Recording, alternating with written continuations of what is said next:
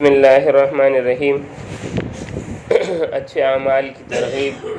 کی بات چل رہی تھی۔ اچھے اعمال میں جو ایک ایسا عمل ہے جس کی قرآن پاک نے بہت زیادہ مسلمانوں کو تاکید کی ہے، وہ کیا ہے کہ مسلمانوں کا عیب چھپانا، بلکہ انسان کا عیب چھپانا۔ آپ صلی اللہ علیہ وسلم نے فرمایا ہے کہ جو شخص اپنے مسلمان بھائی کا عیب چھپائے، اللہ تعالیٰ قیامت کے دن اس کے عیب چھپائیں گے، اور جو شخص مسلمان کا عیب کھول دے، اللہ تعالیٰ اس کا عیب کھول دیں گے، یہاں تک کہ اس کو گھر بیٹھے رسوا کر دیں گے۔ اور ایک حدیث میں آتا ہے کہ اگرچہ وہ اونٹ کے کچاوے کے اندر کیوں نہ ہو، اس کا عیب اللہ ظاہر کریں گے، یعنی چھپا بیٹھا ہو پھر بھی اس کا عیب ظاہر ہوگا۔ تو عیوب جو ہے ایک دوسرے کو نہ بتائیں۔ عموماً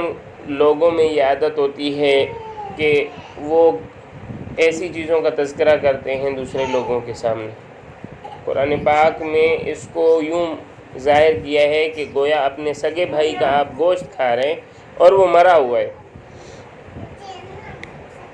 والدین کی اطاعت کرنا اچھے اعمال میں سے ایک بہت بڑا عمل، کہ اگر والدین مشرک بھی ہوں پھر بھی ان کے ساتھ حسن سلوک کا معاملہ، ان کے ساتھ بہتری کا معاملہ۔ دین میں غیر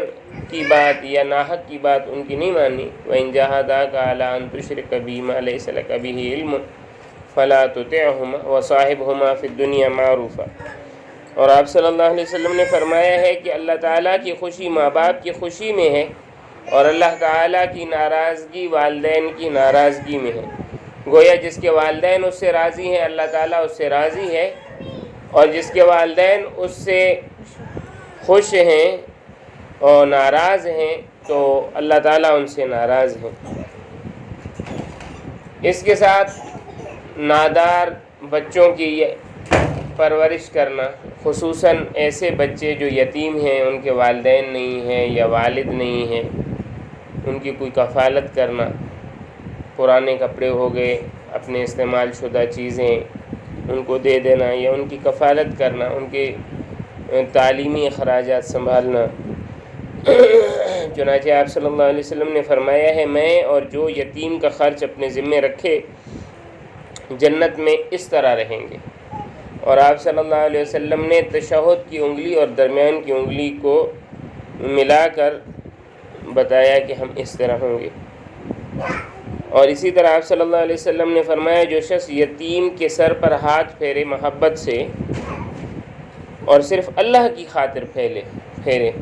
کہ میرا رب مجھ سے راضی ہو، تو جتنے بالوں پر اس کا ہاتھ گزرے گا اس کو اتنی ہی نیکیاں ملیں گی۔ اور جو کسی یتیم کے ساتھ احسان کا معاملہ کرے گا، جو اس کے پاس رہتا ہے، جیسے مثلاً کسی کا بڑا بیٹا فوت ہو جائے، اس کی اولاد ہے یا اولاد کوئی بھی اس کا، یعنی اس کے بچے ہیں اس کے پاس، تو ان کے ساتھ حسن سلوک کا معاملہ، تو جنت میں اس طرح رہیں گے۔ پھر بھی آپ صلی اللہ علیہ وسلم نے اپنی انگلی اور شہادت کی انگلی ملا کر فرمایا، بیچ کی انگلی۔ اسی طرح اگر کوئی مسلمان آپ کے پاس کوئی اپنی پریشانی لے کر آتا ہے اور آپ کے پاس اتنی سہولت ہے کہ آپ اس کی اس مصیبت میں کام آ سکیں، اور یہ یقین ہو کہ مانگنا اس کی عادت نہیں ہے بلکہ کوئی فوراً حاجت اس کو پیش آئی ہے تو اس کی حاجت پوری کرنا، تو فرمایا کہ جو شخص اپنے مسلمان بھائی کے کام میں ہوتے ہیں تو اللہ تعالیٰ اس کے کام میں ہوتے ہیں۔ کوئی بھی حاجت ہو، چاہے اس کے رشتے کا معاملہ ہے، چاہے اس کے لیے کوئی اور معاملہ ہے،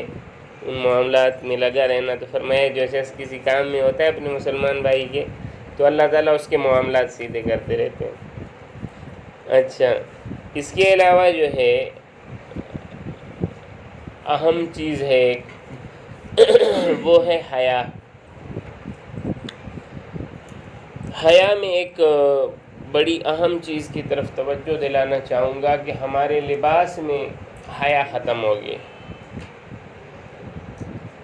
خصوصاً حیا کا مطلب کیا ہے کہ آدمی کو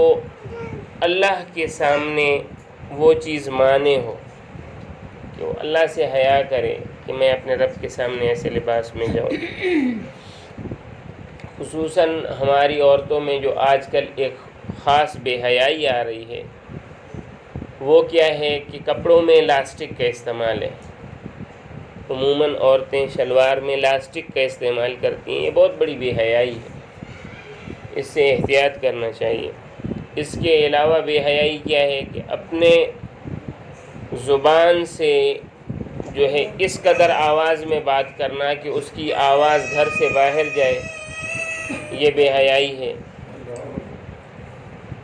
اس کے علاوہ مردوں کے ساتھ منہ ماری کرنا، یہ بے حیائی ہے۔ چنانچہ آپ صلی اللہ علیہ وسلم نے فرمایا ہے شرم کرنا، حیا کرنا یہ ایمان کا حصہ ہے اور ایمان جنت میں پہنچاتا ہے، اور بے شرمی بری بات ہے، اور بری بات، بری عادت جہنم میں لے جائے گی۔ اب خوش خلقی یا اچھی بات یا بری بات، اس کا کیا مطلب ہے کہ اچھے اخلاق سے پیش آنا، تو یہ ایک ایسا عمل ہے کہ جو آپ کو جنت کا قریب ترین راستہ دکھا دیتا ہے۔ آپ صلی اللہ علیہ وسلم نے فرمایا ہے کہ اچھے اخلاق جو ہے گناہوں کو اس طرح پگھلا دیتے ہیں جس طرح پانی نمک کے پتھر کو پگھلا دیتا ہے، اور برے اخلاق، بدخلقی عبادات کو اس طرح ختم کر دیتی ہے جس طرح سرکہ شہد کو ختم کر دیتا ہے کہ شہد کے اندر سرکہ ڈال دیا جائے تو پوری شہد کڑوی ہو جاتی ہے۔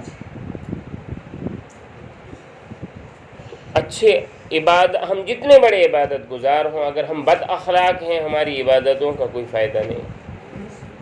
اور اگر ہم عبادتوں میں کمزور ہیں مگر ہمارے اخلاق اچھے ہیں تو امید ہے کہ اللہ تعالیٰ کے ہاں بخشے جائیں۔